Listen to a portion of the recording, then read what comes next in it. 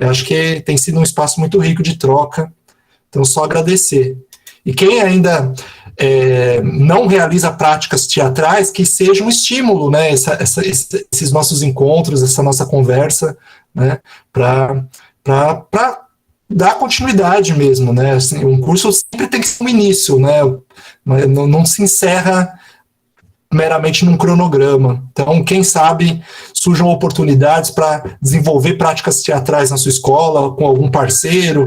E, bom, começou oficialmente a gravação, então fica mais uma vez o convite para, inclusive, para o Projeto AEL, conhecer melhor o projeto, quem ainda não conhece, que é uma experiência muito rica, muito potente, e que tem a frente teatral, né, como uma das suas vertentes. Bom, é isso, Michele.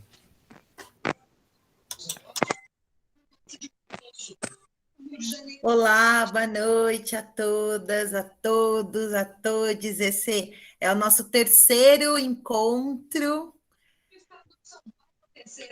do curso de Pedagogias Teatrais no Contexto Escolar, promovido pela SME, pela AEL, pelo querido Samir aí, que não mediu esforços pela concretude desses encontros, desse curso, onde eu, professora Michele Lomba, professora de arte da Eldinha, a Suelen Anzolin, professora de arte da Eldinha, ambas da CEL-MF Candida Dora Pino Pretini, da Adressão Mateus, Meire Lima, que foi a nossa orientadora do segundo encontro, da Cieja Caetano, da Drei Piranga.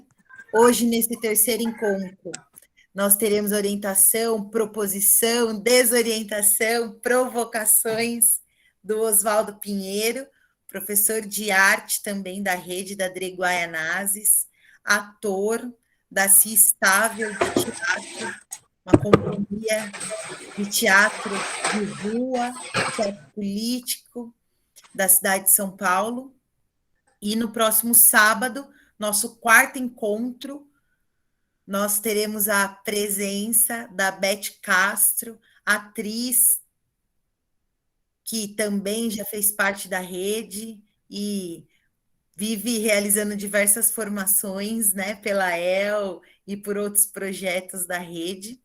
Então, é um imenso prazer a gente iniciar esse terceiro encontro. Fica o convite para nos acompanhar, caso tenha problemas com a conexão, com a queda, enfim, com a capacidade da sala do Meet. Não se preocupem, fiquem tranquilas, está sendo gravado, vai ser disponibilizado nas turmas, são duas turmas do Classroom, a turma Olga Reverbel e a turma do Augusto Boal. E nós estamos compartilhando também os materiais, as referências, as apresentações na aba Atividades, como material do primeiro encontro, do segundo, esse também, caso, né, após o encontro, o Oswaldo encaminha o material também que ele for apresentar, e a gente vai disponibilizar em atividades a atividade obrigatória e um vídeo sobre teatro inclusivo e as práticas teatrais no CEL-MF Candida Dora, que é um polo bilíngue. Então, em breve, a gente deixa um recado no mural, posta em atividade o vídeo e uma proposta de registro, comentários sobre o vídeo assistido. E quem não conseguiu acessar os encontros anteriores, também pode acessar pelo link do YouTube, que também está no Classroom, e fazer comentários, né, fazer um ensaio, se quiser, se preferir comentar, deixar perguntas no espaço de recado particular, como cada um aí se sinta à vontade e prefira se organizar. Vamos nessa? Vamos juntos? Vamos juntas? Oswaldinho, querido, boa noite. Boa noite a todas, a todos e a todes. Para começar este encontro, eu vou aqui chamar um canto de proteção, que estejamos todas, todos e todes acompanhados por essa proteção ancestral.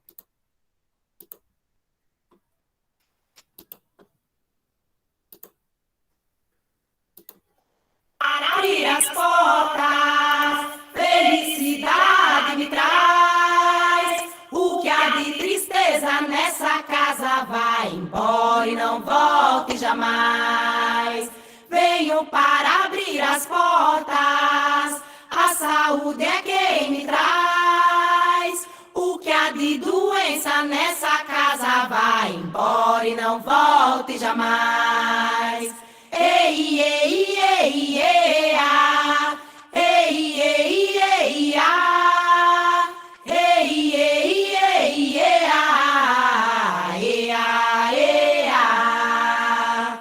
Venho para abrir as portas, o amor é quem me traz. O que há de ódio nessa casa, meia volta e nem olhe para trás.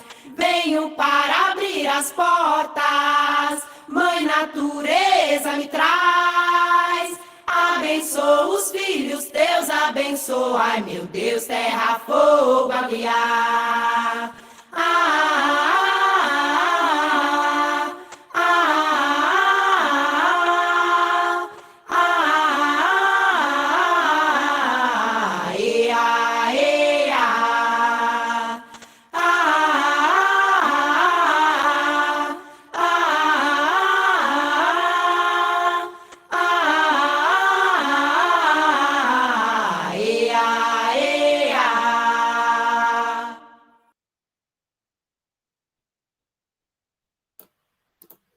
Salve, salve, salve Clariô, salve as clarianas.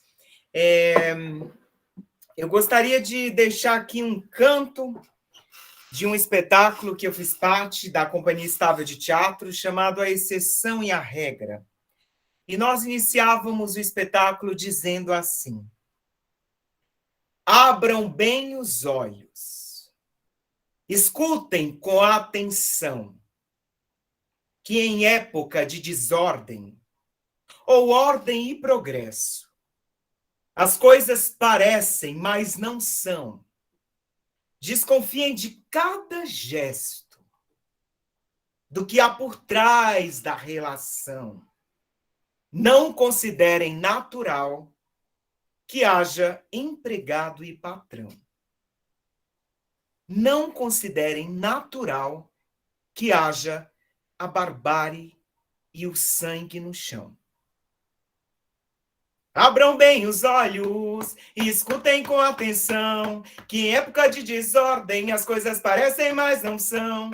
Desconfiem de cada gesto, do que há por trás da relação. Não considerem natural que haja empregado e patrão. Não considerem natural a barbárie e o sangue no chão. Não considerem nada natural. Nada. Então, eu inicio pedindo permissão a todas as nossas ancestralidades, as anciãs, anciões, nossos mais velhos e velhas, a Inhanderu, a Tupana, ao fogo, à terra, à água e ao ar, saudar o centenário do grande mestre que nos cantou a seguinte sabedoria: ninguém educa ninguém. Ninguém educa a si mesmo. Homens e mulheres se educam entre si, mediatizados pelo mundo. Paulo Neves Freire foi um educador e filósofo brasileiro.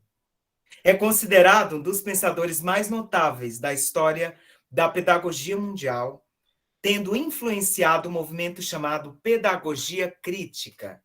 É também o patrono da educação brasileira. Então, me chamo Oswaldo Pinheiro. Atualmente eu estou mestrando do Profiartes, que é um programa da UDESC, na Unesp. Estou com um projeto a partir da Lei 11.645, de 2008, que estabelece a obrigatoriedade do ensino de História e Cultura Afro-Brasileira e Indígena em contexto escolar, num recorte bem específico aí sobre como se dá o ensino das questões indígenas em sala de aula, mais focado ainda na escola que atualmente eu leciono. Tenho aí pós-graduação em cultura nas aldeias indígenas e quilombolas, fui artista orientador de um programa que algumas pessoas aqui também fizeram parte, que é o projeto Teatro Vocacional, nos céus da cidade, durante alguns anos, e outros projetos. E eu também sou professor de arte ligado à Adre Guaianazes, sou ator, oficineiro, integrante da Companhia Estava de Teatro, como a Michelle me apresentou, e eu preciso dizer algumas coisas mais. Eu não vim aqui trazer verdades, muito menos estruturas fechadas. Então, quem quiser pode perguntar. Eu não sei se saberei responder, e tenho orgulho disso, porque eu sou a incompletude, assim como todos que estão nessa sala. E nisso, eu lembro da voz de um professor de teatro, que na minha adolescência ele dizia assim para mim: Oswaldo, vai para o palco para errar. Isso deu um nó na minha cabeça do tamanho do mundo. E aí isso fez todo sentido, porque na minha formação rígida de teatro, me diziam sempre assim que era para fazer bem, era para fazer melhor, era para acertar.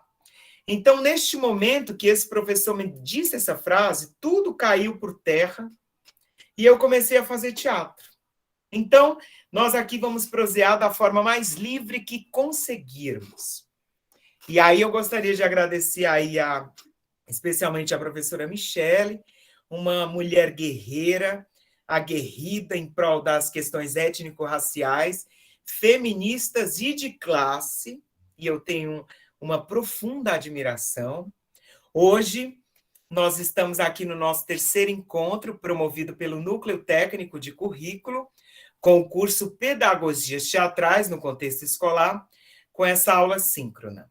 Então, saudar a Sueli Gonçalves, mais conhecida por todos aqui como Suelizinha da AEL, que eu acompanho desde o início do projeto, ela que é uma professora, idealizadora e coordenadora no projeto Academia Estudantil de Letras, que lá no passado, eu lembro que eu conheci ela no encontro que ela palestrou junto à saudosa escritora Tatiana Belink. E foi um momento muito especial, porque depois dessa palestra, eu não a conhecia, não conhecia o projeto, chamei ela de canto e a gente foi prosear, até que ela me convidou para ir até a escola, fazer uma oficina lá com os alunos, e foi muito bacana aquela experiência. Então, saudar o Samir, grande parceiro que integra aí a equipe, que coordena a Elza aí na Secretaria Municipal de Educação, cumprimentar também as queridas parceiras que eu tenho a honra de compartilhar aqui deste espaço de construção de conhecimento, a Beth, que é amiga, irmã, parceira de longa data, a Suelen, a Meire, que tem feito aqui um trabalho incrível, muitos atravessamentos para a gente se rever e se repensar nas nossas pedagogias. E eu quero dizer que a referência das questões que trarei aqui neste encontro, elas estão disponíveis no livro didático. Eu vou colocar aqui para vocês, um momentinho, para que a gente saiba essa fonte de referência que está bem próxima a cada um de nós.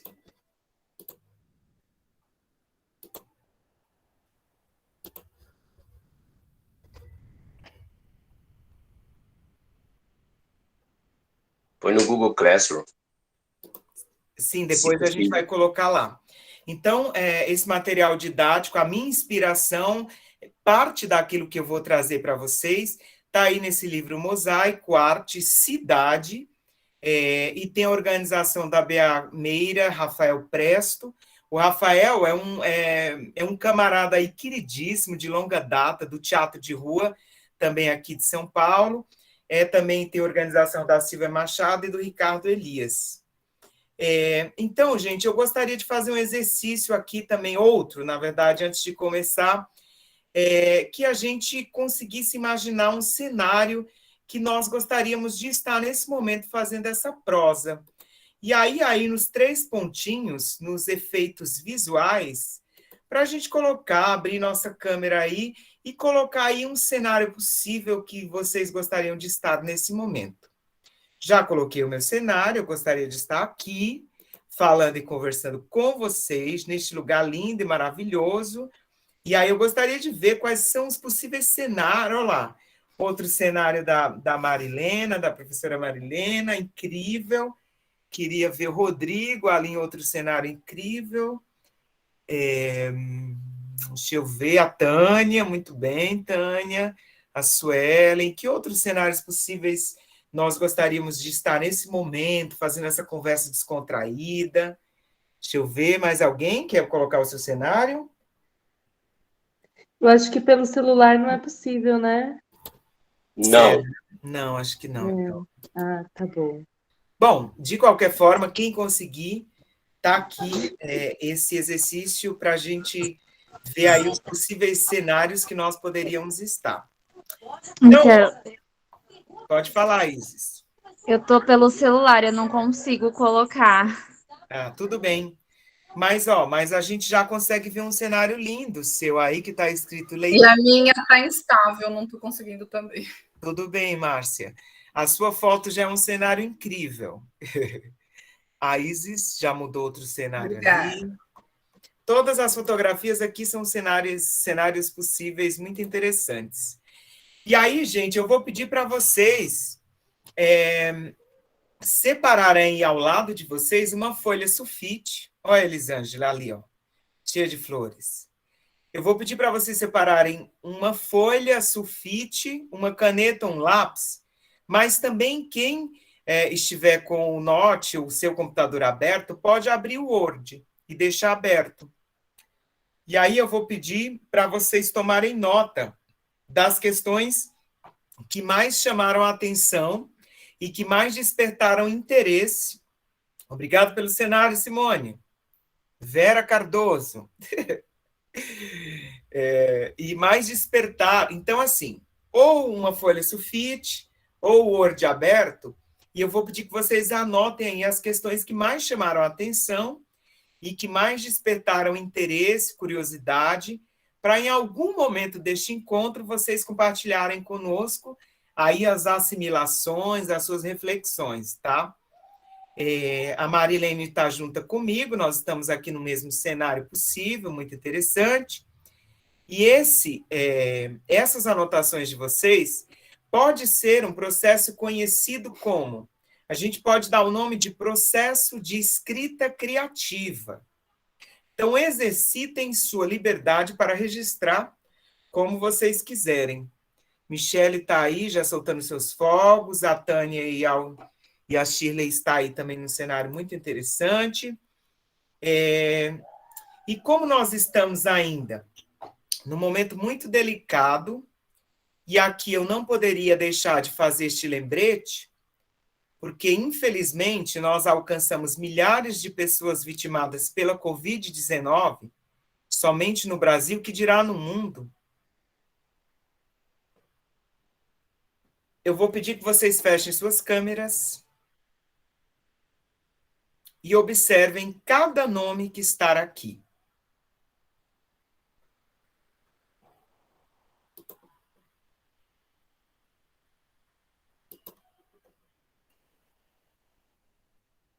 Eu vou pedir que vocês fechem suas câmeras e leiam cada nome que aqui está na sala. Vendo a relação das pessoas, é isso, Rosana? Isso, o nome que está aqui é visível. Aqui. E que a gente reflita sobre a honra, mesmo de forma remota, de estarmos juntos por aqui. Márcia Regina, Ana Cláudia, Isis Brandão, Marilena, Érica da Silva, Sérgio Marcelino, Ingrid, Alessandra, Solange, Oswaldo Pinheiro, Simone, Márcia, Verônica, Alessandra, Solange Adelaide, Ana Cláudia, Sérgio, Isis Brandão, Sandra, Maria, Ana Maria, Érica da Silva, Verônica, Vilma, Vinícius, Oswaldo Pinheiro,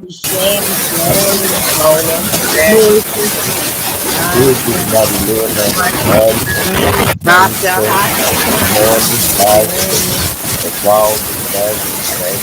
Cássia, Cíntia. Vinícius Luiz, Vilma Eliana, Verônica Gonçalves, Vera Cardoso, Vanusa Rosa, Tatiane Maciel, Tabata Luana, Sandra, Raquel, Verônica, Solange Vera, Adélia, Tatiane, Tânia, Rita de Sônia, Castro, Márcia, Michele, Cássia, Aguinaldo, Verônica,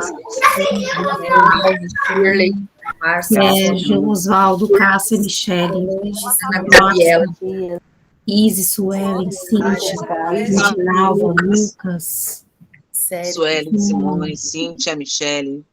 Sandro,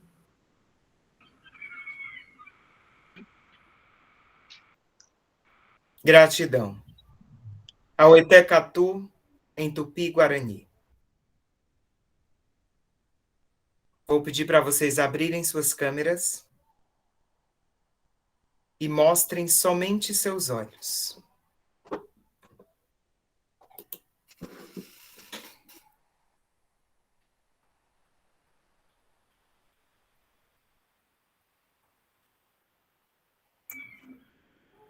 Acendam esses olhos.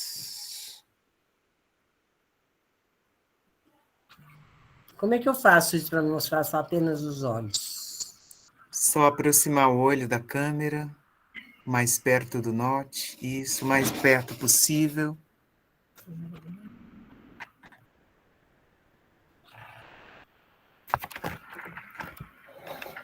Enquanto aqui estivermos, outras centenas mais terão seus momentos finais. Então, este nosso encontro não é sobre esquecer. Esse nosso encontro não é sobre esquecer. É sobre como escolher trampolins que nos permitam ver passados e futuros e que nos lancem para construir esses futuros.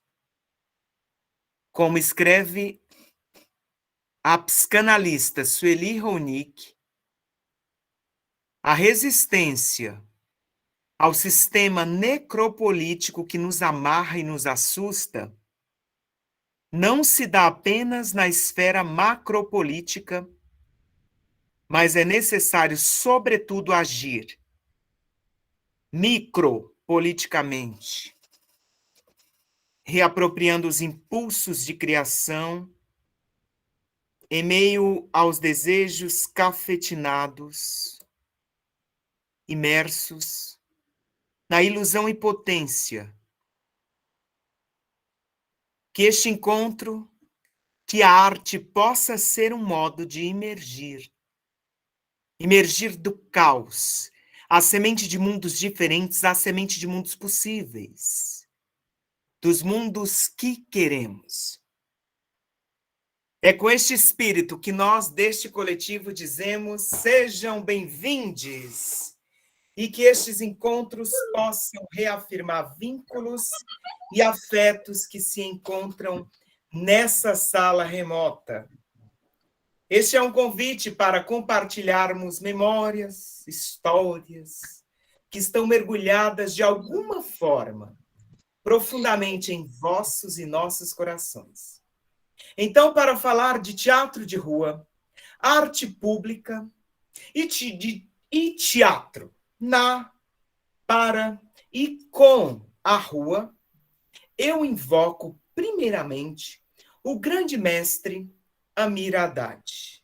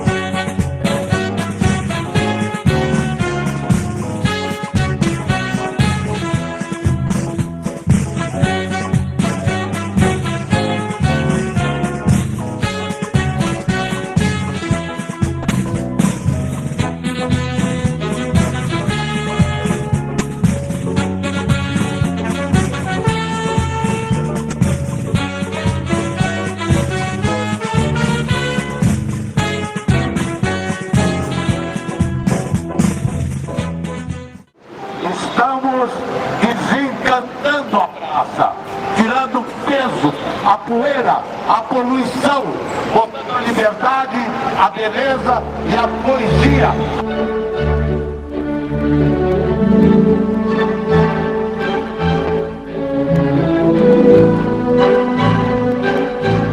Fórum Carioca de Artes Públicas, movimento de ocupação da cidade por coisas melhores que asfalto, poeira, gasolina, trânsito, polícia, violência, assalto.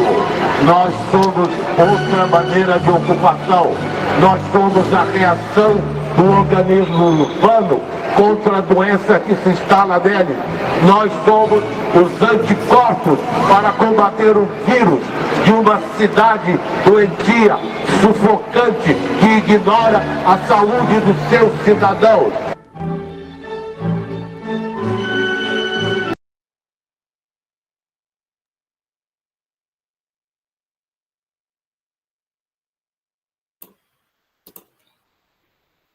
Então, esse é um vídeo de um festival de arte pública lá no Rio de Janeiro. O Amir Haddad é um ator, é professor e diretor de teatro. Ele é mineiro, reconhecido internacionalmente. Acho que é uma grande referência que a gente pode buscar aí. Ele desenvolve uma série de atividades didáticas nas artes cênicas, como oficinas, seminários e cursos. E ele tornou-se um grande diretor por sua capacidade de transitar entre o teatro de caixa tradicional e as produções populares. E aí, lá em 1958, junto com o José Celso Martinez Correia, o Renato Borg e outros, eles criaram o Teatro Oficina, aqui em São Paulo, ainda em atividade com o nome de Usina Uzona. Então, vale a pena conhecer um pouco dessa trajetória também. E em 1965, o Amir muda-se para o Rio de Janeiro, para assumir a direção do Teatro Universitário da Universidade Católica do Rio. E em 1980, ele funda o grupo Tá na Rua, no Rio de Janeiro, que é uma referência para quem está disposto a investigar os processos ligados ao conceito de arte pública.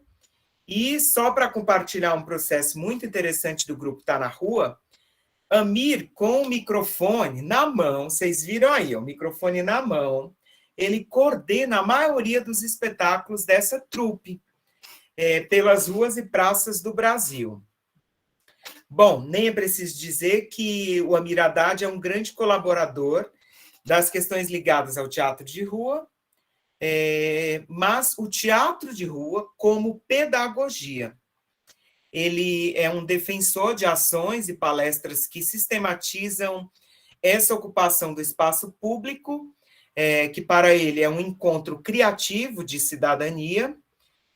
Então, eu comecei com a Amir Haddad para a gente pensar nos nossos procedimentos como uma tarefa militante de pensar arte pública, que passou a ser um conceito e que começou-se a perceber que significava muito, mas muito mais do que simplesmente fazer teatro de rua.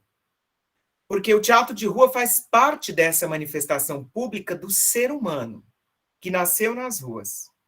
E não foi na sala, no espaço fechado, no espaço privado, que o teatro surgiu. Foi o teatro que criou salas, arenas e essas coisas. Mas ele não nasceu em espaços fechados, nasceu mesmo em espaços abertos. E quando essa manifestação de espaço aberto não trabalha, é importante dizer que não trabalha para uma minoria ou um grupo majoritário, ele trabalha para a sociedade como um todo, né? Como toda estratificação social diante de você, quer que eu faça teatro, quer que eu faça dança, música, artes plásticas, quem vai passar diante da minha obra nas ruas é a cidade, é o cidadão, a cidadã, com todas as suas características. Então, este é o teatro da cidadania. e é o sentido maior da arte pública. Historicamente, a arte nem sempre esteve confinada em espaços como teatros e museus. Em vários momentos da história, houveram artistas que ocuparam as praças e as ruas da cidade e questionaram os limites da arte. Para termos noção um pouco dessa história, ali durante a Idade Média, o cristianismo católico se tornou o elemento central da cultura e da sociedade na Europa, se apropriando dessa manifestação. E o teatro, então, naquele momento histórico, se transformou em veículo de afirmação, de dominação, de catequização, e aí a gente deve ter um monte de histórias, e isso deve remeter a um passado histórico de invasão de Brasil e divulgação das doutrinas da religião. O teatro acontecia dentro da própria igreja, durante a liturgia, com peças cênicas, com declamações, e aí, nesse sentido, tratava-se daquele drama litúrgico, como ficou conhecido. E, com o passar do tempo, esse drama litúrgico retornou às ruas e às praças, uma vez que as apresentações passaram a ocorrer em um palco construído do lado de fora da igreja e se misturavam com as procissões. É importante ressaltar também que, nessa época, surgiram ali tipos de teatro, como milagres, mistérios, e os autos, né? Os autos, que era um gênero que contava a história de santos, de passagens bíblicas, narrativa da paixão de Cristo, até hoje muito comum no Brasil. Essas cenas, elas se davam em vários cenários, com diversos palcos montados pela cidade, e em cada um deles ocorria uma cena. Um condutor, narrador, né, fazia a ligação entre as cenas e os cenários, por isso que eu passo aqui a ser um condutor e um narrador, por isso que pedi aí para ver quais seriam os cenários possíveis que vocês gostariam de mostrar e compartilhar com a gente. E aí, não raro, esses espaços eram móveis, normalmente montados em cima de carroças. Olha aí, ó, uma possibilidade cênica interessante para as nossas escolas. As carroças, os carrinhos, para a gente fazer as nossas intervenções e para fazer as expressões circularem aí nesses espaços.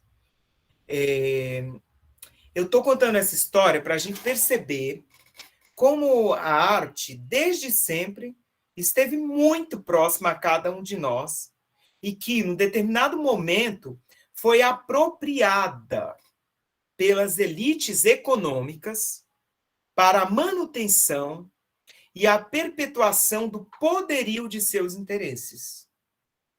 Então, dando um salto aí na história, em meados ali do século XX, muitos artistas deixaram de lado o interesse pela forma e se ativeram às ideias. Então, por volta ali de 1965, na Suíça, o movimento dadaísta reuniu artistas que procuravam chocar o público, criando performances bastante provocativas. Queriam discutir os limites da arte que havia se confinado em museus e teatros. É importante a gente pensar esse confinamento. E é importante a gente devolver essas expressões para as ruas, né? Esse contato direto com o público. Então, eles queriam discutir esses limites da arte, que havia se confinado em teatros, museus, distante das ruas e das cidades. Por isso, propunham ali, naquele momento, considerar as ideias e as ações como elementos centrais de seus trabalhos. E esse tipo de produção ficou conhecido como arte conceitual. E, a partir de 1980, alguns artistas conceituais se envolveram com movimentos sociais e ambientais, produzindo trabalhos a favor dos direitos humanos e convocando a população a buscar uma vida mais justa, mais lúdica, ou apenas mesmo criando obras bem-humoradas, puxando sempre alguma reflexão, algum processo de transformação. E essas obras, elas eram uma tentativa de romper com o ambiente formal dos teatros e museus. Ir para as ruas, sair desse espaço formal, dialogar com o público, se relacionar com as pessoas, suas referências, criando ali um processo de comunicação de modo bem distinto, né? E trazendo um pouco para a nossa contemporaneidade, para o nosso momento, no Brasil temos muitos grupos de teatro de rua que ocupam os espaços públicos e são movidos principalmente por um objetivo, o direito à cidade. E essa luta pelo direito à cidade, especialmente tão rechaçado nesse momento agora trágico que nós estamos passando, pretende que os espaços públicos sejam vivos, que sejam ambientes de troca de afetividade, de troca de experiência. Isso significa que todas as pessoas devem ter o direito de aproveitar os espaços públicos de toda a cidade, sem distinção social, assim como exercitar com seus alunos a ocupação de espaços externos da escola, tais pátio, quadras, jardins, escadas e assim por diante. E aí, nisso, a gente consegue referendar essa necessidade de abrir diálogo para além da sala de aula, né? Abrir esse diálogo para expressões e inquietações, principalmente. E aí eu sei que muitas vezes a escuta nesses espaços formais, principalmente escolares, é bem restrita. E aí a gente precisa utilizar aí de nossas inteligências, sensibilidades, e furar essas bolhas, gente, porque, afinal de contas, nunca, mas nunca na história da humanidade foi tranquilo para ninguém, mesmo para os artistas de rua. Acho que a professora Meire trazia um pouco dessa questão da gente criar redes, criar parcerias com as famílias, com a comunidade, e eu acho que é um caminho importantíssimo que a gente deve investigar, porque senão a gente continua bem solitária nesses espaços e só faz sentido se a gente buscar esse processo de articulação. E aí, para vocês descansarem um pouco aí da minha voz, eu selecionei aqui um vídeo de parceiros e parceiras sobre algumas possíveis características de teatro de rua, para a gente ter noção das complexidades e importâncias desse fazer como arte pública. Então, vou aqui exibir para a gente esse vídeo dessas características de teatro de rua. Mas isso daqui não é uma regra. Isso é importante que se diga. Isso daqui também é um caminho, tá? Existem vários outros.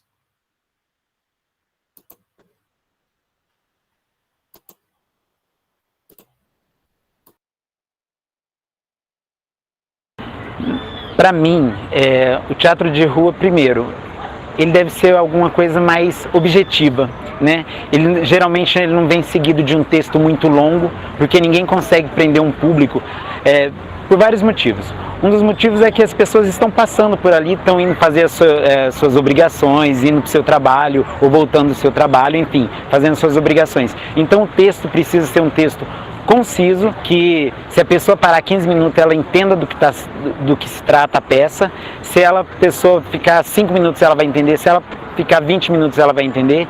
Enfim, é um espetáculo que é de fácil entendimento, fácil acessibilidade. Agora, uma das coisas que eu acho que é característica, que não pode fugir do teatro de rua, é a abertura, né, do espaço cênico. Assim como no circo, arena, né, o 360, ou a meia arena, que seria um semicírculo, São duas formas básicas de se fazer teatro de rua. Então, assim, você não tem uma quarta parede, você está ali em conversa com o público e você vai interagir com todas as situações possíveis que acontecem na rua, seja um cachorro que passa, seja a buzina do carro, seja um bêbado que entra na cena. Então, assim, o tempo todo, o texto ele não se torna um texto fixo, duro, né? O ator ele vai trabalhando conforme as necessidades que a rua vai impondo para ele. Da triangulação, que é muito importante, extremamente importante no teatro de rua, né? Porque as pessoas, como elas estão passando por ali, elas não estão focadas no que você está apresentando. Então, a triangulação, ela vem chamar essa pessoa que está passando por ali, né? Você vai olhar para a pessoa, vai triangular com quem está jogando com você em cena e vai jogar com essa outra pessoa que também está lá. Essa questão de triangulação, que seria de comunicação com o público, de estabelecer um diálogo entre eu, você e a personagem que está dialogando comigo, ou eu, você e o objeto de cena. Você pode jogar com outras pessoas que estão passando, né? E isso quem vai te responder, quem vai fazer o jogo cênico com você é logicamente quem ensaiou, mas você está incluindo dentro daquilo as pessoas que estão passando e os elementos que elas estão trazendo, né? Passa uma pessoa com uma sacola e de repente a sacola é o seu objeto cênico. Você pode utilizar para o que você, tô correndo, vou buscar uma compra e isso faz parte do jogo da cena, mas você não tem uma sacola de compra e tem uma pessoa que tem. E você vai utilizar seu objeto cênico para você, né? Com a permissão dessa pessoa, e isso você vai conquistar no olhar, né? No olhar, nessa troca, nessa energia que circula toda, você vai estabelecer com quem está essa cumplicidade de cena. Ele está falando aqui com você e de repente ele quer olhar alguma coisa que chama a atenção, ele vai mostrar para você, entendeu? É isso aqui que eu estou mostrando. Então, assim, ele vai criar essa triangulação.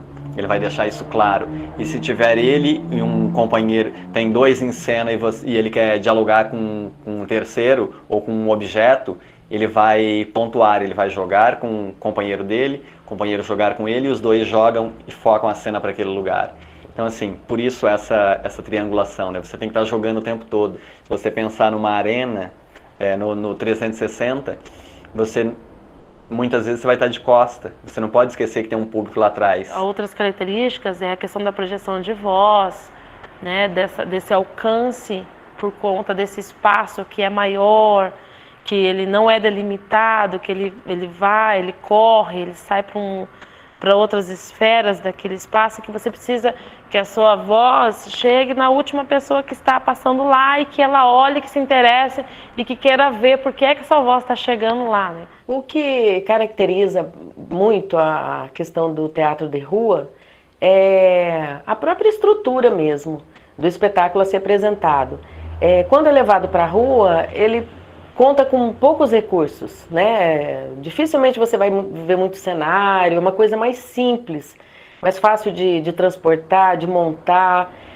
Seu material, ele é o que você traz, que já foi pesquisado por você, ele é o que tem na rua e que faz parte da sua pesquisa prévia em preparação àquilo.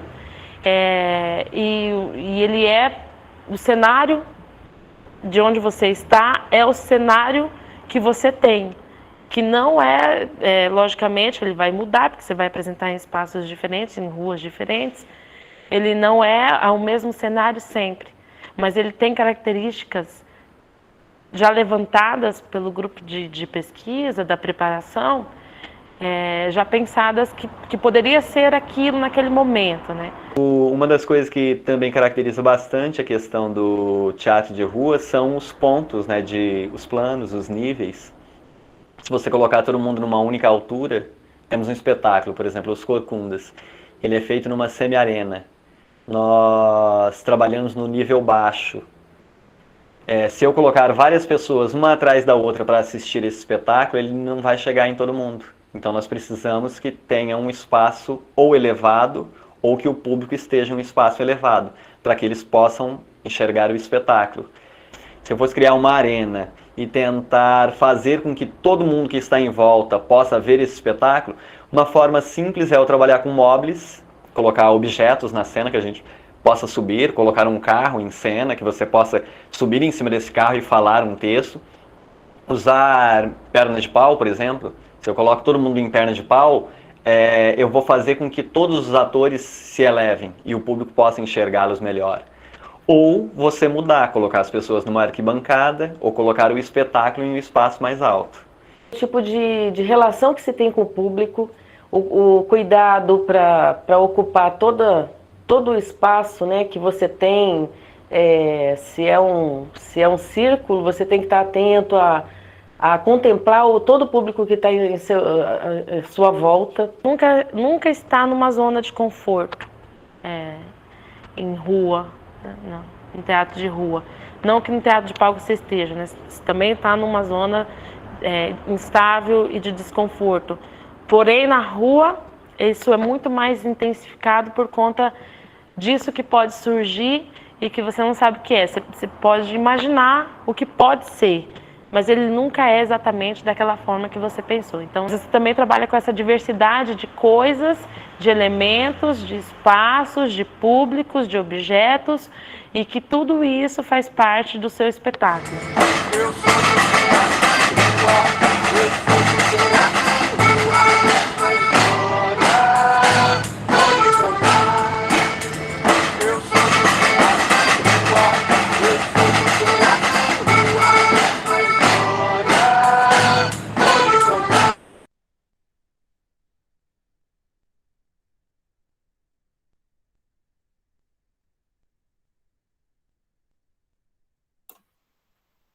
Raquel, você quer falar agora?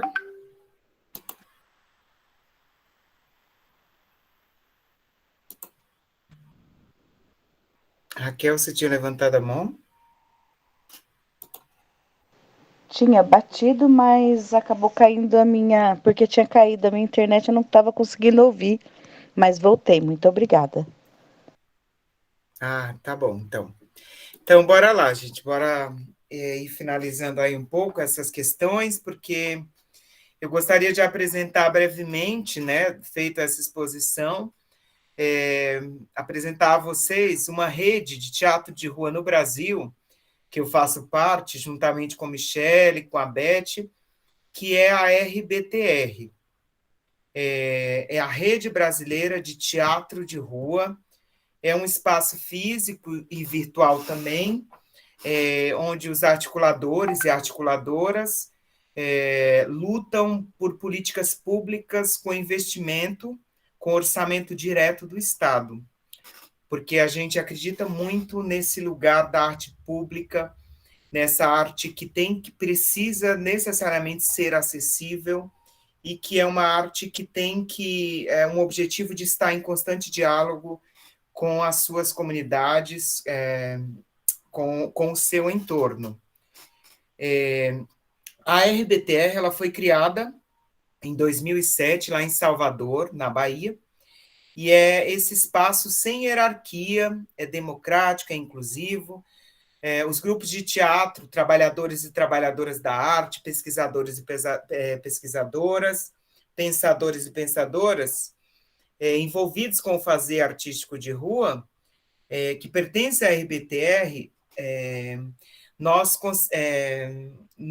nos colocamos como articuladores e articuladoras, para assim a gente ampliar cada vez mais reflexões, pensamentos, os encontros, os movimentos e as ações em suas localidades.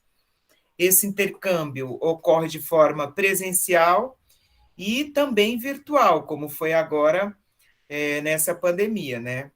E toda e qualquer deliberação da RBTR, ela é definida por consenso nos encontros presenciais. Nós, articuladores e articuladoras, nós realizávamos, antes da pandemia, 2 encontros anuais em alguma região do Brasil. E daí contemplava-se, valorizava-se sempre a diversidade cultural daquela localidade, assim como as diversas manifestações do país,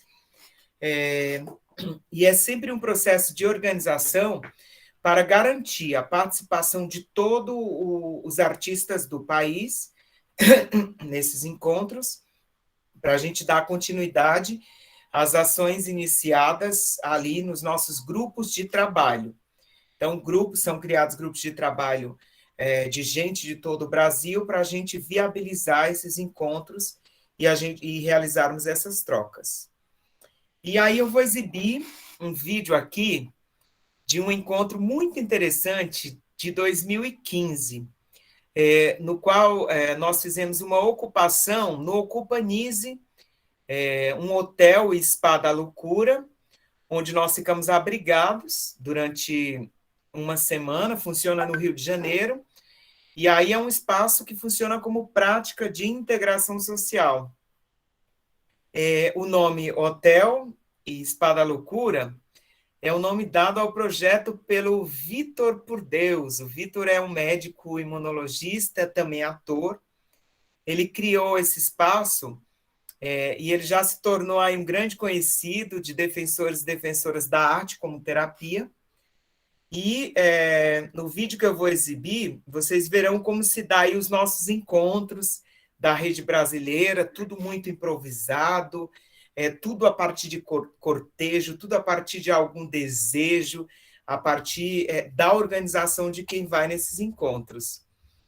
E não poderia deixar de dizer que quem quiser fazer parte dessa rede, é só nos procurar eu, Michele, a Beth, porque, como eu disse anteriormente, a RBTR é um espaço inclusivo, democrático, e que, mas no momento é importante dizer que não temos como prever nosso próximo encontro, nosso encontro presencial por conta da pandemia, e nós já passamos praticamente por quase todos os estados do Brasil, com vários encontros, nos revendo como artistas, como fazedores de teatro e da arte no geral. Então, eu vou aqui projetar imagens do encontro da Rede Brasileira de Teatro de Rua, que aconteceu em julho de 2015.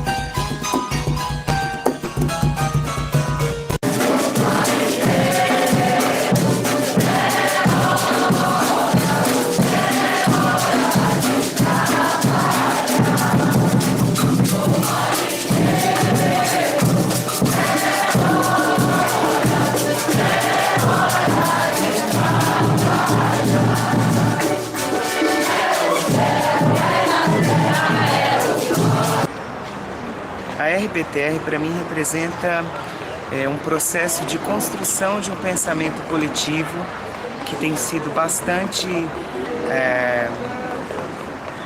massacrado pelo pensamento hegemônico, por toda a ideologia implementada aí no nosso pensamento, no nosso cotidiano. Então, ela representa quase que uma resposta a uma outra possibilidade de uma construção possível. Você ainda não conhece? Rede Brasileira de Teatro de Rua.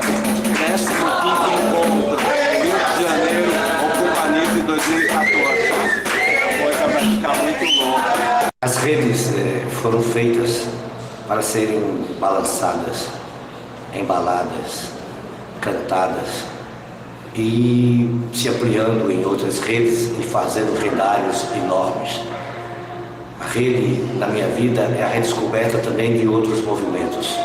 É saber que eu só tenho um sentido do meu fazer teatral quando eu embalo em redes e quando eu estou em redes.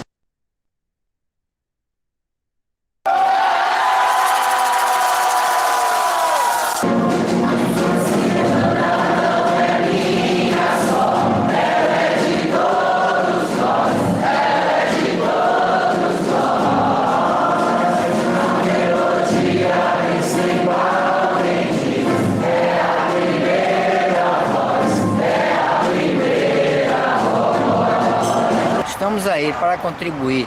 Vamos fortalecer essa rede, que o teatro está na rua. O que temos são paliativos que acaba respingando naqueles grupos que ainda por cima estão mais preparados, aqueles grupos que já têm uma trajetória que lhes possibilita acessar essas migalhas, essas poucas migalhas que a nós é destinado.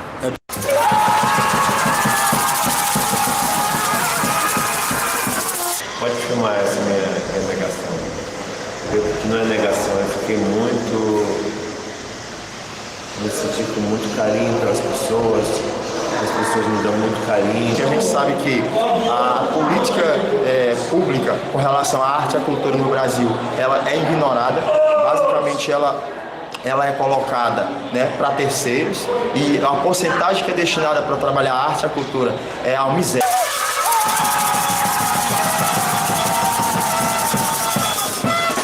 Isso é tortura! É o quê? Tortura! Bom, a Rede Brasileira, para mim, é um dos maiores movimentos e mais abrangentes de resistência que a gente tem na arte hoje. Eu entendo que nesses últimos anos a rede vem crescendo e tomando uma proporção muito grande. Eu percebo que essas parcerias que são feitas na rede são parcerias, são laços e amplia a nossa atuação, porque na rua dificilmente você vai conseguir fazer muita coisa sem os parceiros. E a rede é o lugar onde estão esses parceiros, né? Então você precisa aqui apresentar no norte, falar, Escambo, tô querendo ir pra aí, fulano, tô querendo ir pra aí apresentar, me dá onde ficar, me ajuda a fazer uma produção local, me fala aí onde é o lugar mais legal, onde é o horário mais legal, né? Então a rede, ela é sim um movimento de militância, um movimento de resistência, mas ela também é muito forte na sua prática. E agora dando passos importantes de pensar que não é só o teatro, é começar a criar vínculos com outros movimentos que possibilitem a gente fortalecer a luta, que não é uma luta só do teatro ou só das artes, é uma luta que é de todos nós.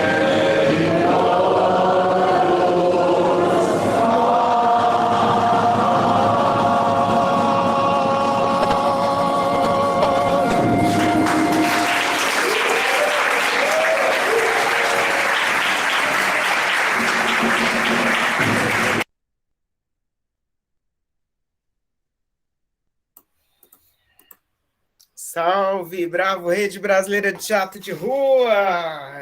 Viva! Bom, gente, então, essa foi a minha exposição inicial, agora neste primeiro momento. Está entrando um som. É daqui do meu áudio mesmo. Agora, para finalizar nosso encontro, finalizar este primeiro momento, eu gostaria que vocês compartilhassem aí as suas anotações, as suas impressões sobre tudo isso que foi falado e o que mais reverberou aí em você. E aí, de repente, a gente pode começar aqui uma conversa sobre a importância da arte pública, o que você achou desse conceito de ocupação. E a Meire tinha sugerido, e eu também passo a sugerir, se possível, vocês façam um exercício aí de lembrar alguma obra teatral, de espaço aberto, de espaço público, que vocês montaram ou que vocês, de alguma forma, tenham assistido, mesmo uma cena, e isso tenha tocado profundamente você, e gostaria de pedir aí que você possa narrar esse momento significativo dessa obra, tá bom? Então, alguém gostaria de ler, inclusive, o seu relato? Um por vez, uma por vez.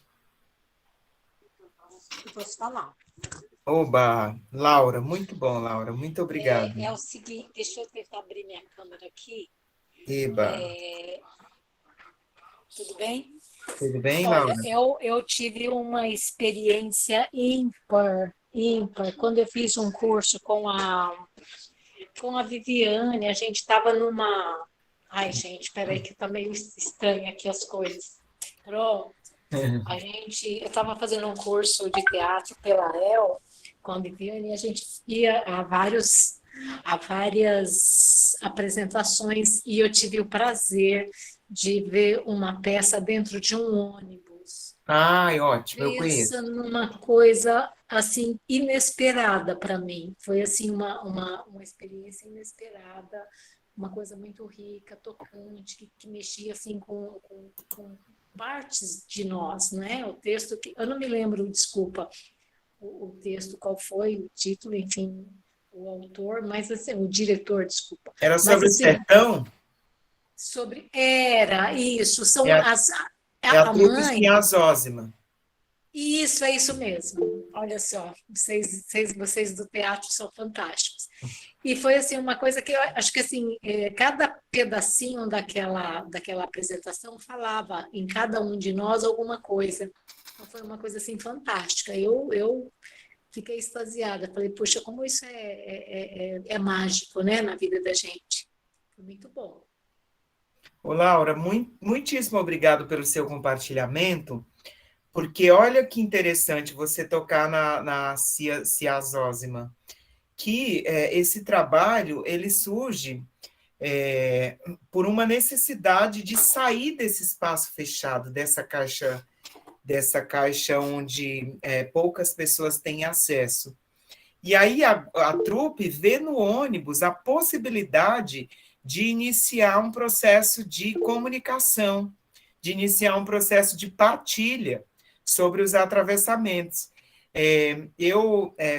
Uma das minhas primeiras formações em teatro foi na Fundação das Artes, de São Caetano do Sul. Então, eu acompanhei todo o processo da Sinhá Zózima, que a maioria dos integrantes estavam em processo de formação lá, na Fundação das Artes.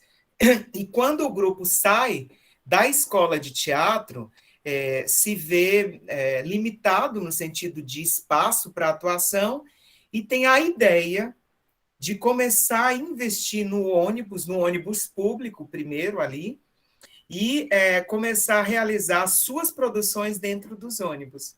É por isso que naquela hora eu citei a carroça, eu citei o carrinho dentro da escola, porque é uma forma da gente também deslocar a obra de arte para convidar as pessoas na escola a realizarem essa reflexão.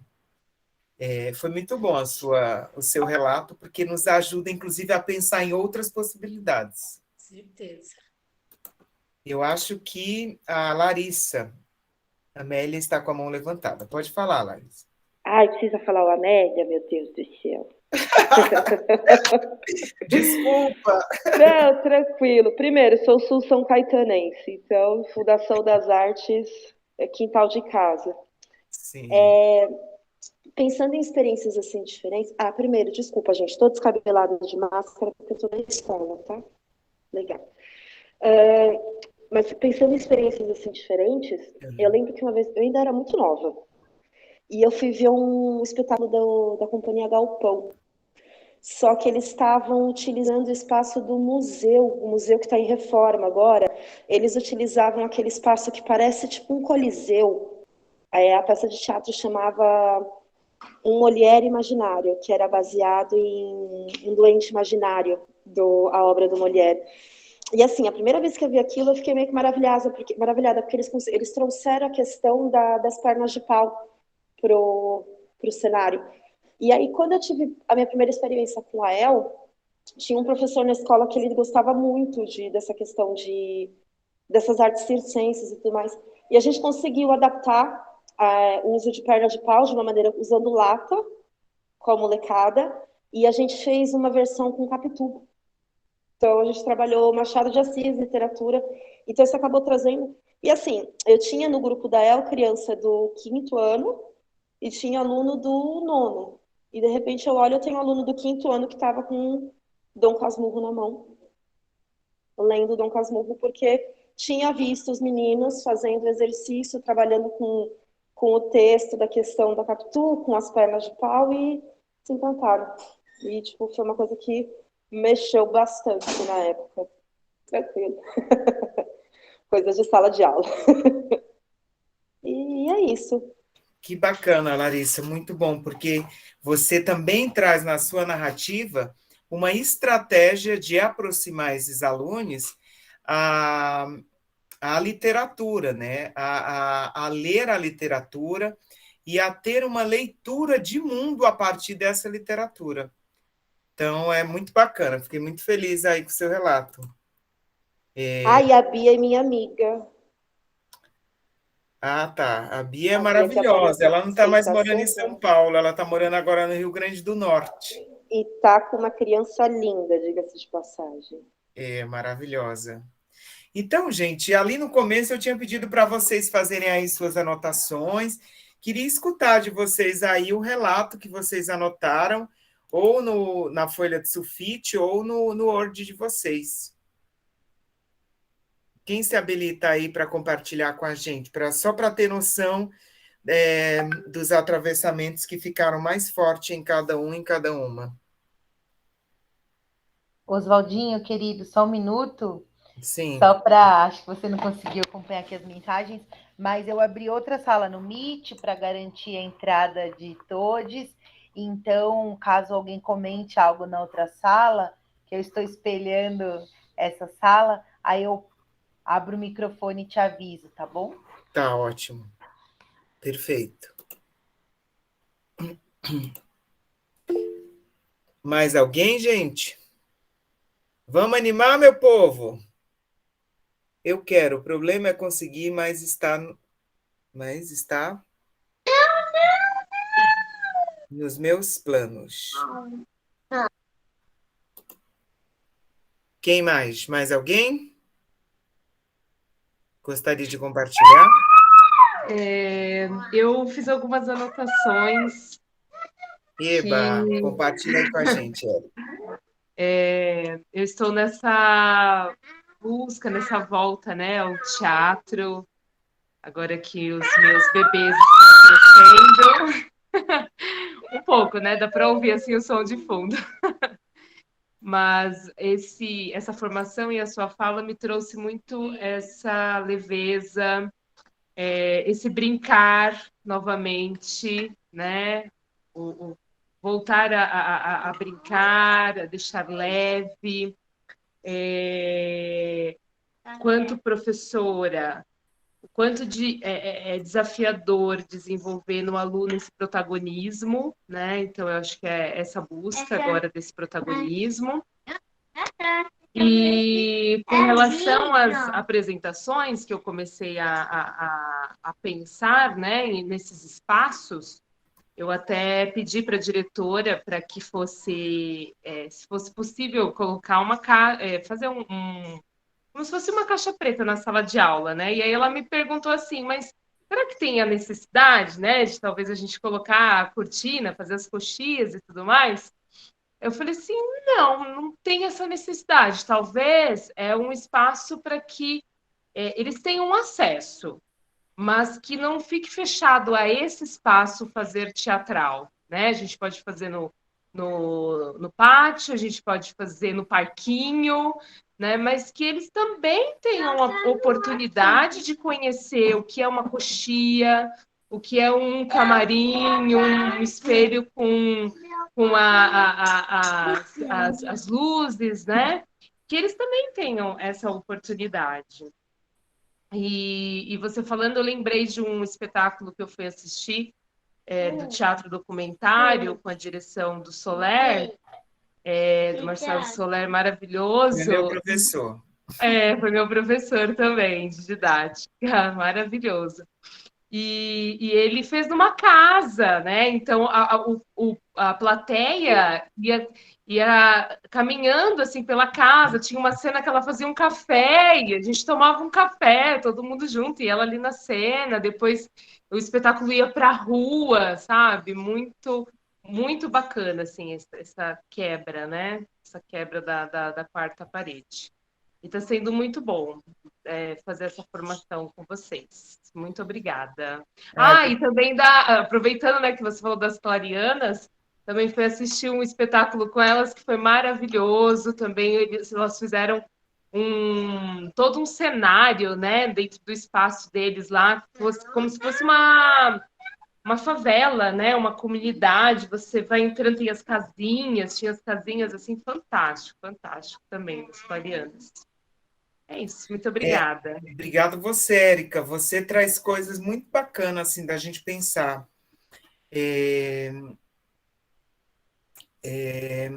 Acho que nós estamos discutindo aqui sobre esse teatro que foi tirado do seu lugar de origem. E eu acho que o problema não é a gente apresentar o camarim, apresentar as cortinas, apresentar... O problema é quando isso passa a ser uma imposição nos nossos imaginários, não é? E a gente começar deste lugar de onde sempre esteve é muito importante para que a gente, inclusive, crie essas outras possibilidades no chão de escola e em todos os ambientes, porque muitas vezes as pessoas, inclusive, desistem do teatro porque não tem o espaço físico do teatro. E aí passa a ser um limitador da nossa atuação política, da nossa expressão.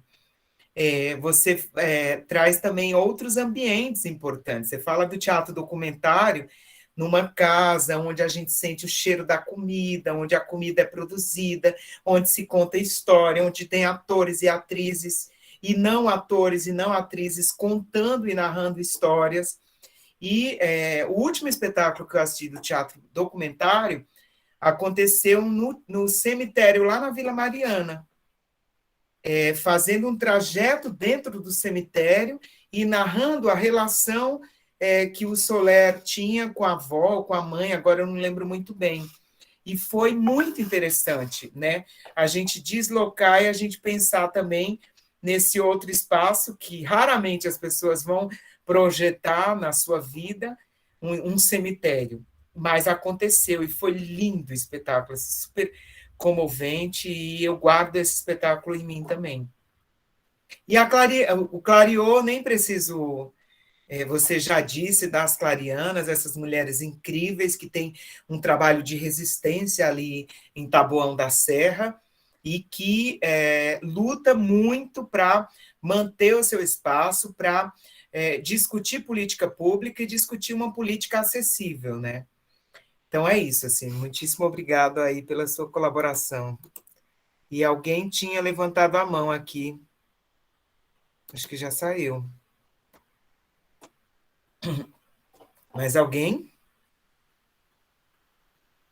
Senão eu estou pensando aqui de colocar Peraí, deixa eu ver. Jaqueline, acho que era a Lindinalva que tinha levantado a mão. Pode falar, Jaqueline. Eu gostaria de fazer um relato, né, levando em consideração tudo que você colocou. Eu era aquela pessoa quadrada que achava que o teatro ele tinha que acontecer em 4 paredes, e é claro que quando eu abri a EL na minha escola, eu queria que a formatura fosse realmente num senhor teatro, e nós entramos com o processo junto à Fábrica de Cultura, fizemos todos os ensaios, né, no teatro, as crianças conheceram Coxia, todo o espaço, fizemos visitas a outros teatros também, proporcionados pela EL, e no dia da nossa apresentação eu recebi a triste notícia de que eu não teria esse teatro. Então, toda aquela situação de jogo de luz, de marcação de palco, que estava tudo pronto, eu não tive. Deram-me uma sala, eu lembro que eu fiquei desesperada, eu realmente não tinha,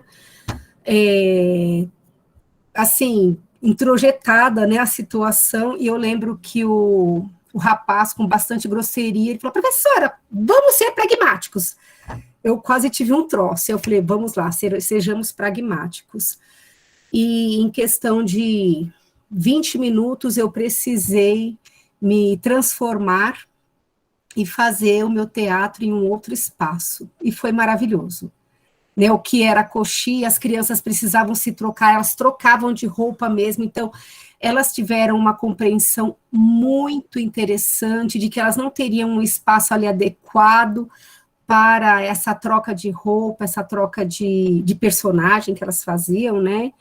E eu aprendi na raça ali no dia da apresentação, e eu sou muito grata. Então, hoje, eu sei que eu posso apresentar em qualquer lugar, no parquinho, dentro do ônibus, no pátio da escola, na sala de leitura, eu posso fazer um belíssimo teatro. Então, eu sou muito grata a El por essa aprendizagem na raça, né? E as professoras que estavam comigo, elas viram o desespero, porque o espetáculo era grandioso, eu teria na nossa plateia a irmã de quem a escola é patrono, então, assim, foi um susto mesmo, e aprendi, e hoje, com esse curso, eu posso ver que hoje eu estou mais preparada para fazer isso, só gratidão. Obrigado, Jaqueline. Eu sou professor de teatro já há muitos anos, né, na cidade, e é muito interessante assim o teu relato, porque raramente, inclusive, nós fazemos os nossos processos pedagógicos, artísticos acontecerem num espaço teatral de uma caixa fechada. Raramente. E aí, a gente cria nas crianças, nesses jovens, essa expectativa de que vai ser maravilhoso esse espaço, essas coxias, a gente apresenta o espaço físico e tal, não sei o quê, e como eles são esporádicos, quando a criança chega naquele ambiente, aquilo gera uma tensão do tamanho do mundo. Gera um negócio assim que às vezes entra até no lugar do trauma, porque não conseguiu se ambientar, não conseguiu estar à vontade com aquela luz, porque tudo passa a ser estranho, né? Então, é muito legal você narrar para a gente essa possibilidade da gente, quando tiver a possibilidade de acessar esses espaços, preparar esses jovens e essas crianças também com a não possibilidade de apresentar nesses espaços. Porque, afinal de contas, nós no chão, no contexto escolar, a gente faz o ensaio na sala de aula e não tem nenhum desses recursos, né? Então, para que isso não seja uma experiência traumática, que a gente sempre converse sobre isso com essas crianças. E comece a olhar mesmo para esse ambiente da escola, para a escada, para as salas, como o teatro documentário olhou para o cemitério, olhar para o banheiro, olhar para a quadra, olhar para o jardim, como esses espaços que a gente possa utilizar de uma forma mais democrática. Muito obrigado. Quem que estava, que tinha se inscrito aqui? A Lindinalva?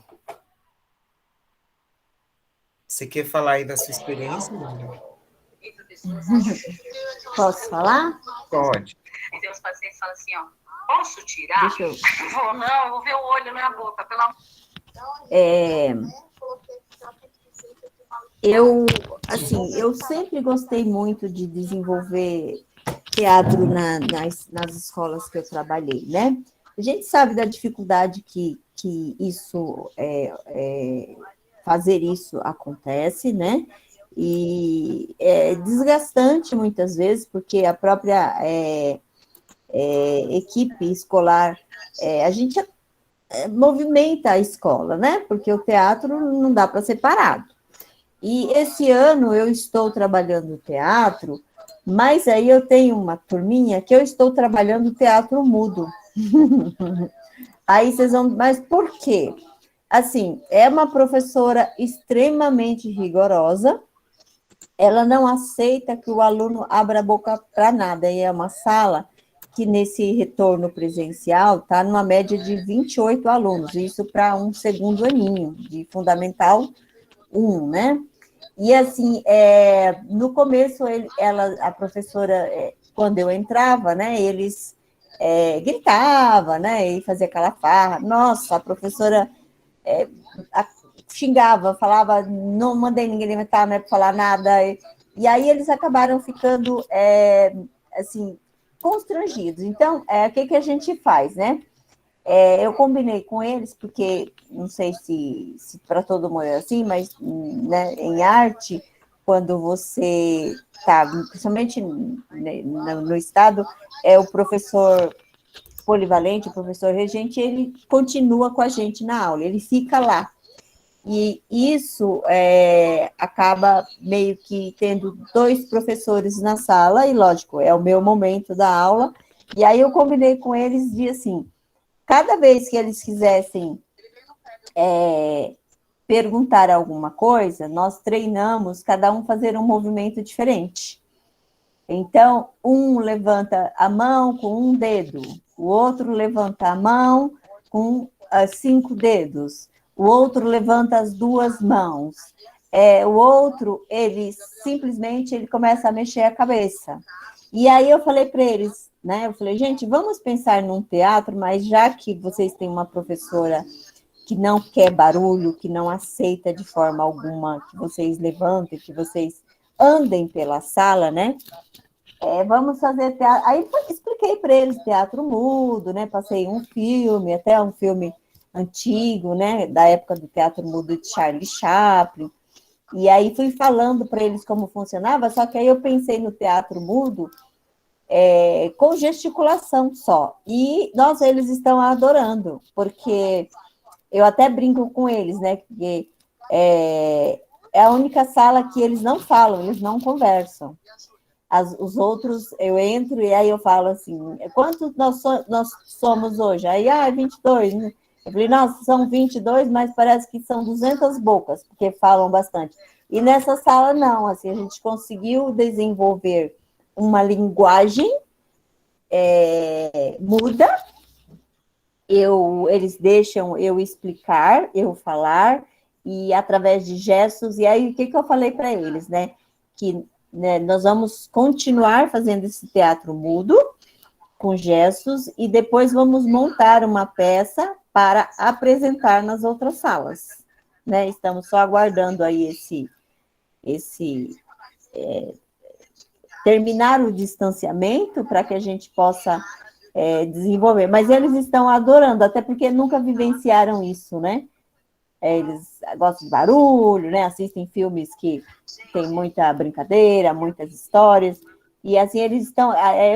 Eu estou sinceramente essa turma eu estou assim apaixonada, realizada, porque eu já tinha tentado fazer teatro com jovens e adultos e ensino médio, e é bem mais difícil porque eles são muito falantes, né? Cada um dá uma opinião, cada um quer fazer de um jeito, cada um pensa de um jeito, e eles aceitaram, assim, muito prontamente esses aluninhos, né, porque são alunos que completaram 7 anos agora, são muito pequenos, e do jeito que eles estão fazendo, né, se movimentando, né, através de gestos, está sendo muito bacana, uma novidade maravilhosa para mim também. Sim, Lindinalva, importantíssimo você experimentar esse recurso, porque muitas vezes, quando a gente começa a desenvolver os nossos processos teatrais na escola, a gente resume muito, ou a gente limita muito o teatro à palavra. E o teatro é ação física completa, total. Então, este corpo o tempo todo fala, porque corpo também é lugar de comunicação. E aí você já começa a exercitar a questão da mímica.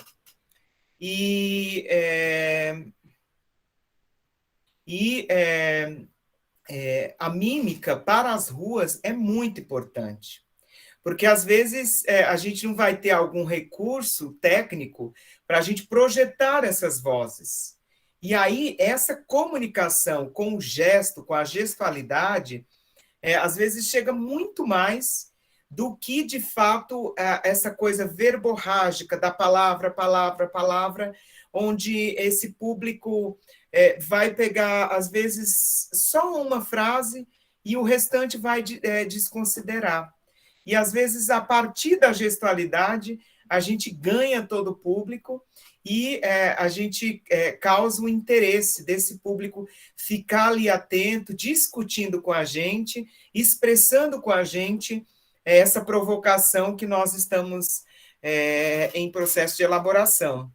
Então, foi muito legal, porque a gente também tira do teatro esse lugar de acontecer somente a partir da palavra.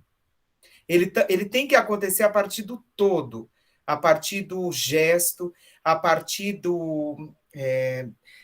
dessa comunicação do olhar, fazer exercícios de olho é muito importante com esses jovens, né? Encorajar para que encarem mesmo, para que a gente olhe de fato e a gente não finja que está olhando. Esse é um outro exercício muito importante para o teatro, porque a gente começa a perceber muita coisa pelo olho. E nós, professores e professoras, muitas vezes a gente entra na sala de aula, os alunos não disseram absolutamente nada. E a gente já entendeu um monte de coisa a partir do olhar desses jovens. Então, muito obrigado pela sua partilha aqui. Ainda bem que Lindinalva tem um olhar sensível, mas é inadmissível uma postura dessa. São muitos os desafios e muitas vezes o espaço é bastante solitário, mas a gente precisa insistir e resistir nesses lugares. Posso? Sim. As meninas fizeram esses comentários, né? E, assim, o começo, né, de entrar na sala e ver essa postura, para mim foi muito difícil. Eu saía da aula e eu ia para a coordenação reclamar da professora, né? Que, assim, as crianças, né, quando você fala de crianças, eles escrevem bilhetinhos, eles fazem desenhos e entregam para a gente, né? Porque vocês estão com 7 aninhos, 6 aninhos, 7 aninhos, não tiveram aula o ano passado.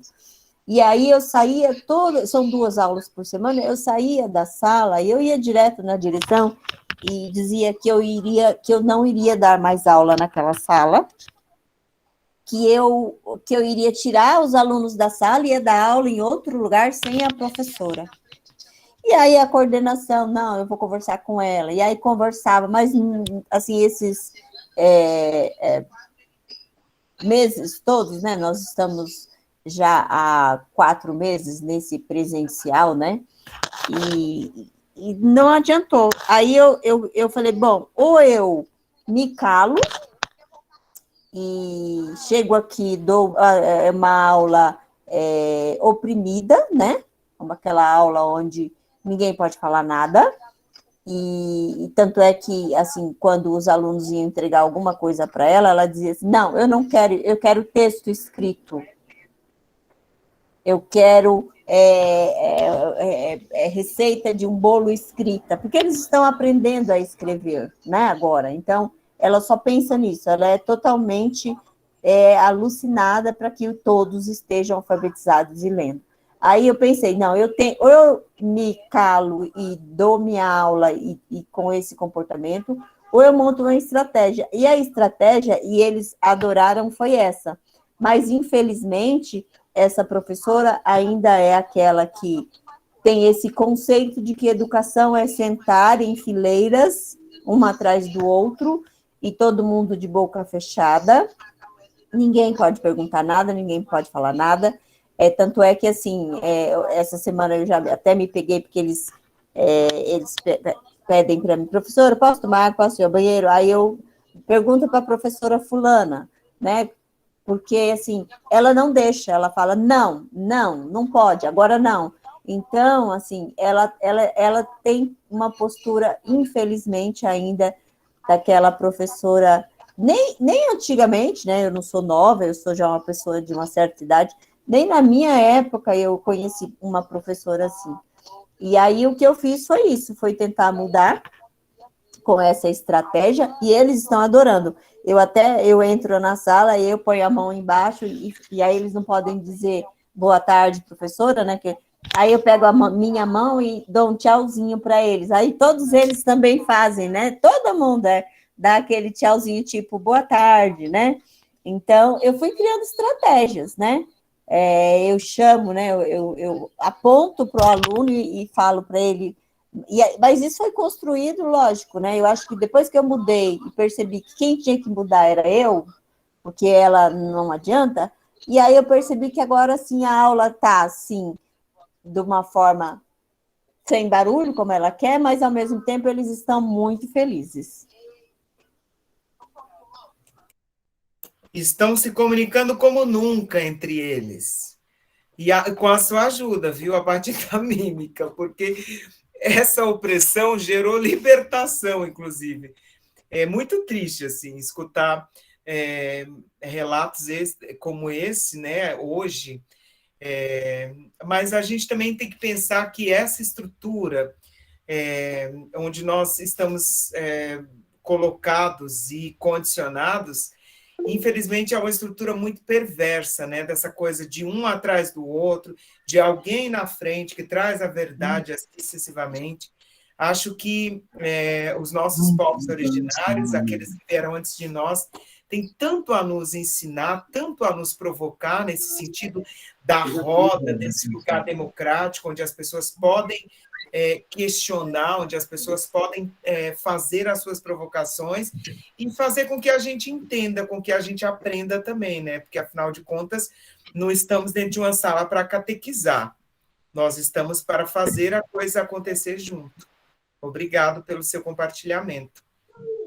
Acho que a Cássia aí tem algum relato.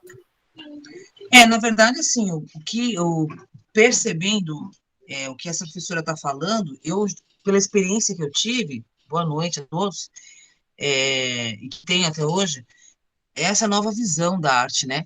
Quando a gente pensa em arte, a gente não pensa na chamada educação artística, eu não vou educar, né? Eu vou proporcionar a liberdade ao meu aluno. Então, eu já entro na minha sala com essa visão. Já faz uns 7 anos que eu estou no Estado, sou da rede municipal, mas eu já entrei na rede estadual, e desde então eu extraí bastante essa questão da professora, e a gente está presente, né? Porque existe mesmo uma certa resistência, a gente percebe até que algumas ficam até... É raro você encontrar parceria, já encontrei parcerias também, mas é raro, então elas ficam até meio retraídas, por conta de colocar muita disciplina, né, tradicional, né, dentro da sala de aula. Até entendo a importância disso, uma vez que está alfabetizando, mas quando entra a aula de artes, ou a aula de educação física, ou enfim, qualquer outra, né, atividade, é importante a gente, como professor, já nos posicionar no sentido de que aquela professora também entenda que a arte é essa liberdade, né? Então, naquele momento, embora a aula esteja toda, né, rígida, naquele momento que ele não vai ter que se soltar, ele vai ter que se liberar, né? Não só no desenvolvimento, na expressão visual ali no caderno ou na folha de desenho, mas também no movimento da música, no movimento do teatro. Então, assim, eu deixo bem claro, logo nos meus primeiros dias de aula, que a linguagem que eu vou trabalhar com eles não vai ficar só no caderno, não vai ficar limitada só naquele silêncio, né? E nas aulas de música também me permite isso. Então, devido a essas experiências mesmo, né, que a professora estava relatando, que eu já tive, eu já uso das artimanhas da minha própria disciplina, né, das linguagens que nós temos, essa autonomia de poder estar transmitindo para eles e compartilhando com os próprios alunos, eu já uso dessas artimanhas para poder mostrar que existe um diferencial nesse momento. Nesse momento, a aula é minha, então, nesse momento, meus alunos vão ter a liberdade. Eu tive uma ocasião, acho que foi em 2018, numa escola do Estado, que eu queria trabalhar o teatro musical com eles. E aí, na época, estava passando um filme Rio 2, né?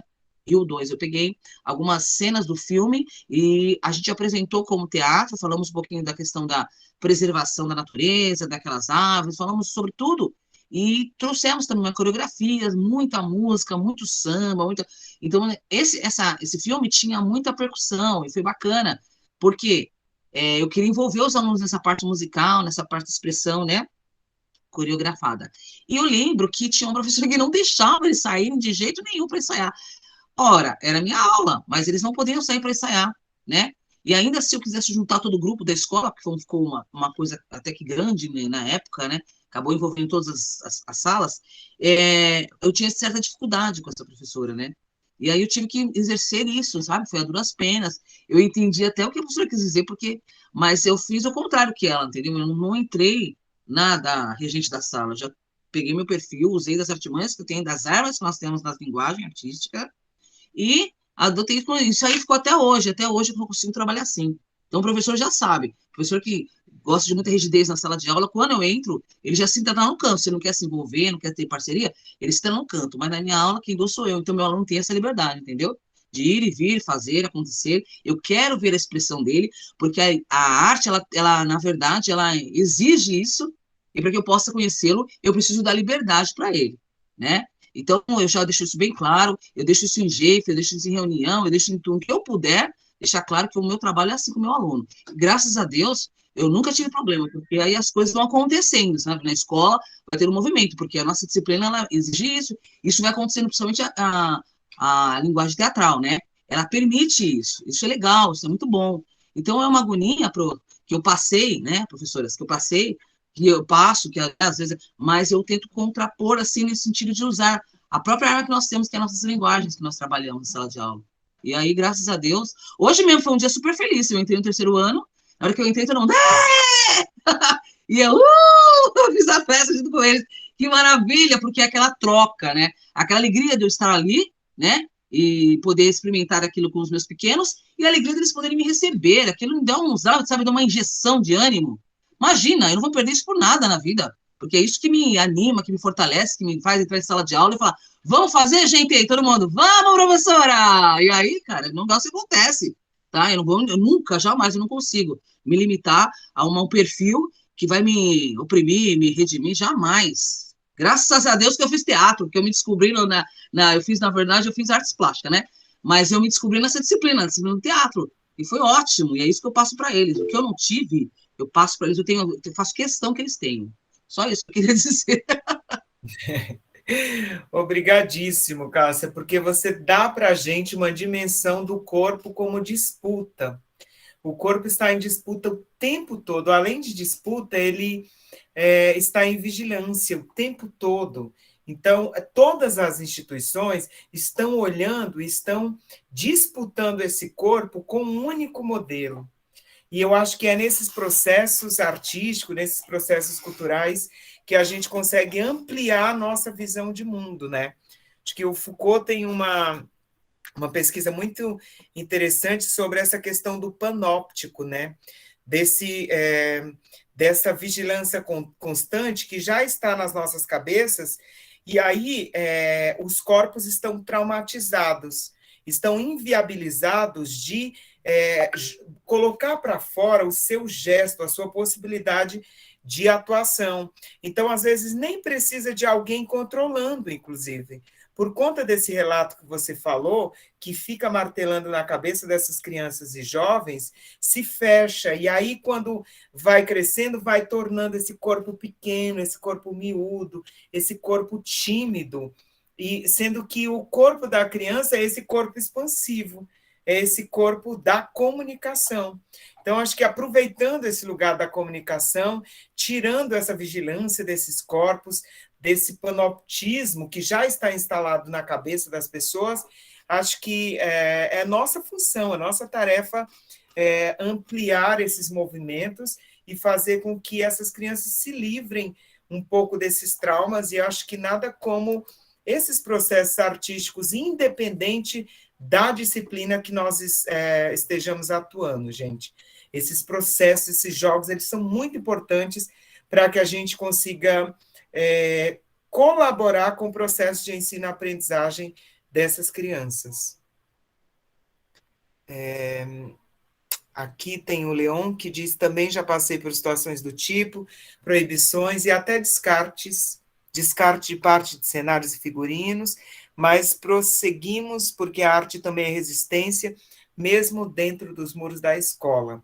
E a Érica diz, adorei a RBTR, seria maravilhoso ter a rede teatral da escola pública. Olha só, Érica, a Érica está cantando bola aí de um projeto que cabe a nós fazer ele acontecer, hein? Rede Teatral da Escola Pública, RTTEP.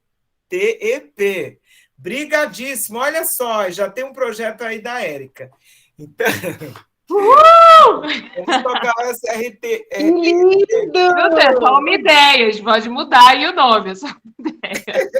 Seria ótimo. Adorei, gente. Nós temos mais 10 minutos. Eu teria aqui um vídeo para apresentar de um processo teatral de montagem do grupo que eu faço parte, que é a Companhia Estável de Teatro, mas não vai dar tempo, então eu vou disponibilizar o link para vocês. A montagem do espetáculo A Exceção e a Regra da Estável de Teatro. Eu fiz essa opção, esse recorte de deixar esse espaço para que a gente discuta sobre os nossos problemas, sobre as nossas soluções, sobre os nossos acertos, os nossos erros, porque, às vezes, o processo não acontece. E tudo bem. A gente aprende com o processo não acontecendo. E aí onde está a arte, né? Não ser esse lugar enrijecido, esse lugar que traumatiza, né? Esse lugar onde a gente consegue possibilitar novos olhares para o mundo e para a vida. Se alguém tiver mais alguma coisa para falar, eu agradeço. Se não, eu também agradeço demais. Mas eu queria terminar com uma música, já que a gente começou com Canto de Proteção. Eu queria finalizar com um vídeo do Chico César, em homenagem a essas pessoas que se foram, mas que estão em nós, nos nossos corpos.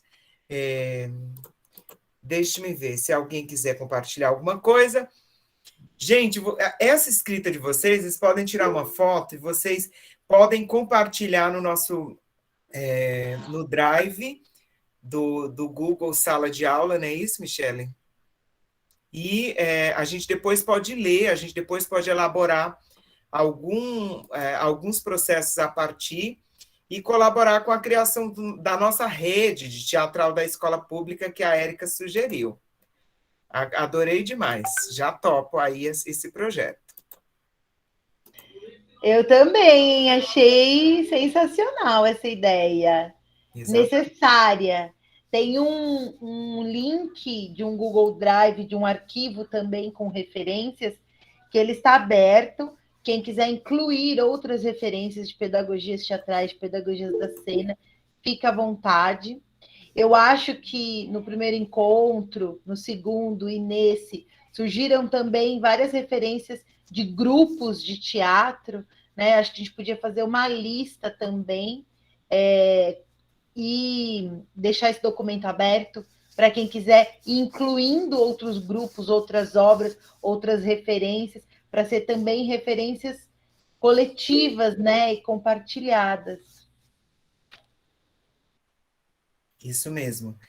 Então, gente, eu vou aqui finalizar, eu não voltarei, eu quero que vocês possam dormir refletindo sobre essa obra tão incrível do Chico César, que a gente possa homenagear e que a gente continue com essas vidas nos nossos corpos. Agradecer imensamente a cada uma que aqui esteve, e é com esse espírito de partilha que eu gostaria de finalizar aqui essas nossas dinâmicas, essa nossa conversa, e que este encontro possa colaborar com nossas criações, reafirmando nossos vínculos, nossas afetividades, e contem conosco sempre.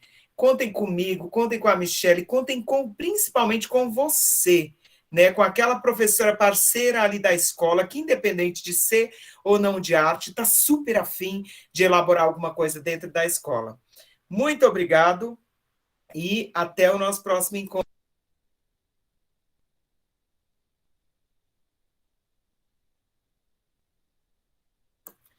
E até o nosso próximo encontro, no sábado, às 2h. Para finalizar, nós teremos a Beth, não é isso, Michele? Você quer fazer esse convite aí? Isso mesmo. Beth Castro, no sábado, das 14 às 16 horas.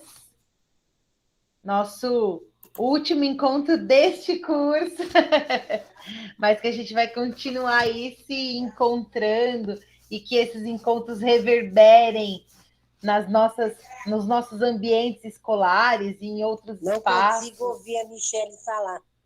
Só você. Auê Tecatu, gratidão. E vão saindo aos pouquinhos, aos bocadinhos, escutando essa música tão especial.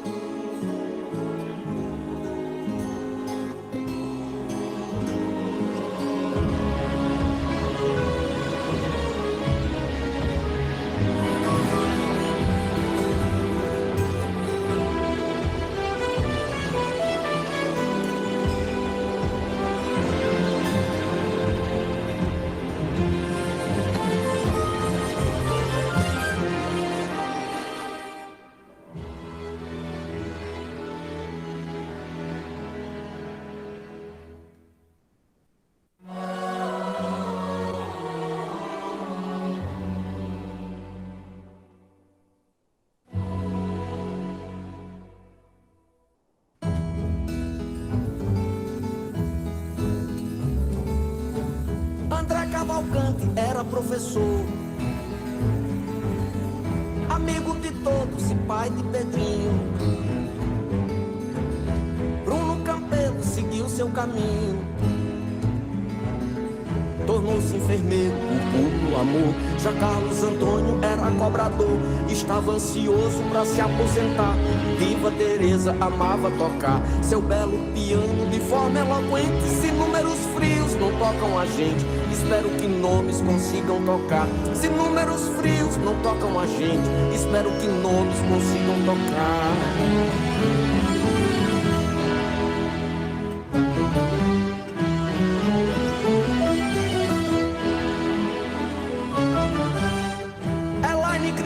Grande para atleta, fez 3 faculdades e ganhou medalhas. Felipe Pedrosa vencia as batalhas, dirigindo Uber em busca da meta. Gastão Dias Júnior, pessoa discreta, na pediatria escolheu se doar. Horácia Coutinho e seu dom de cuidar de cada amigo, de cada parente. Se números frios não tocam a gente, espero que nomes consigam tocar. Se números frios não tocam a gente, espero que nomes consigam tocar.